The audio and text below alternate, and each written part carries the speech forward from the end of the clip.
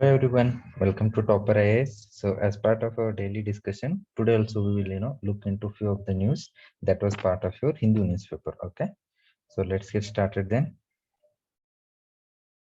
So the first one is with respect to a summit for vaccine internationalism. Okay, the what is the summit and who has organized it? We'll come to know.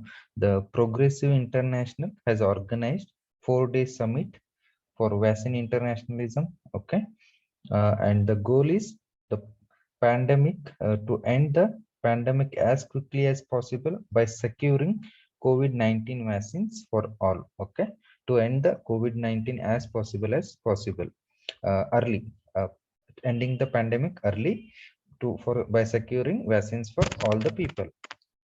So for that thing, the summit brings together global South governments, okay, and political leaders, healthcare workers, and vaccine manufacturers from over 20 countries. Okay, so these countries have been all these people, kind of governments, leaders, and healthcare workers have all been brought together into a single summit, and this summit is being organized in the backdrop of fears on vaccine nationalism, where developed economies were benefiting due to the production of homegrown vaccine, while poor countries were not getting access to vaccine, which was prolonging the COVID-19 pandemic.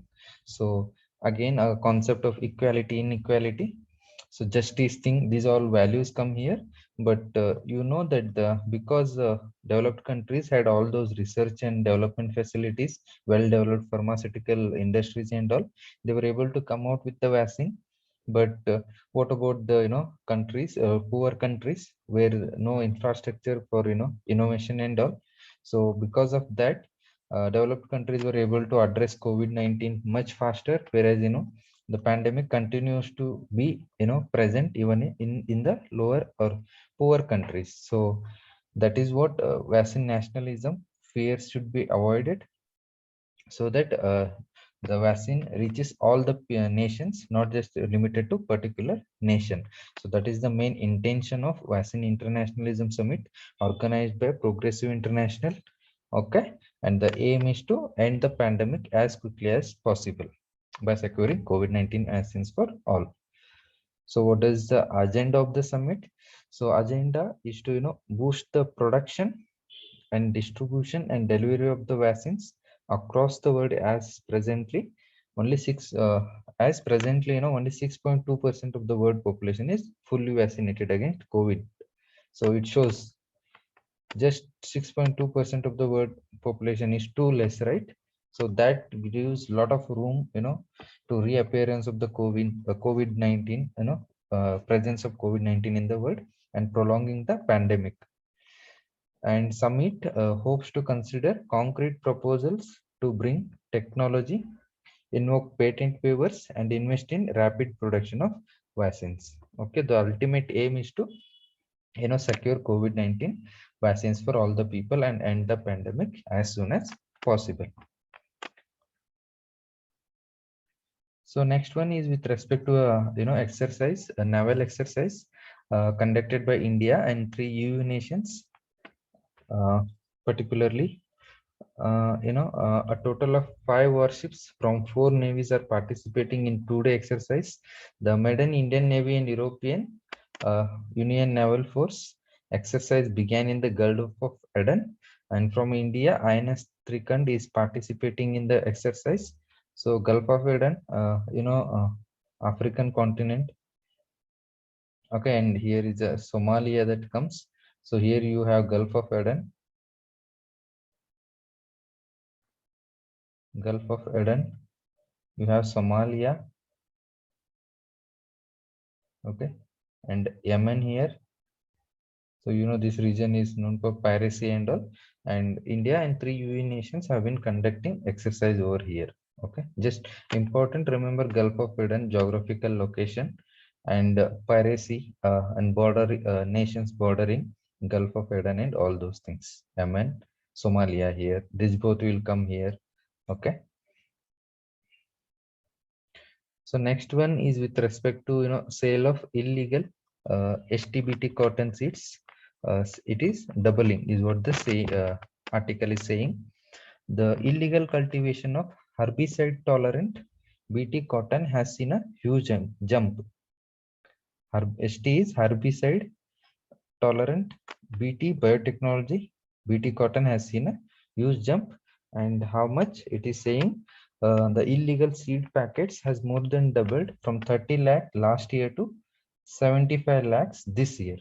So that is how there is a jump in the illegal use of STBT cotton seeds, and there are concerns raised, likely various environmental and economic consequences that are likely to arise because of use of genetically modified cotton STBT. And related to STBT and cotton, BT cotton, you know already, and again we will repeat, BT cotton is the only transgenic crop that has been approved by the government of India for commercial cultivation in India. Okay, and it has been what is this BT cotton?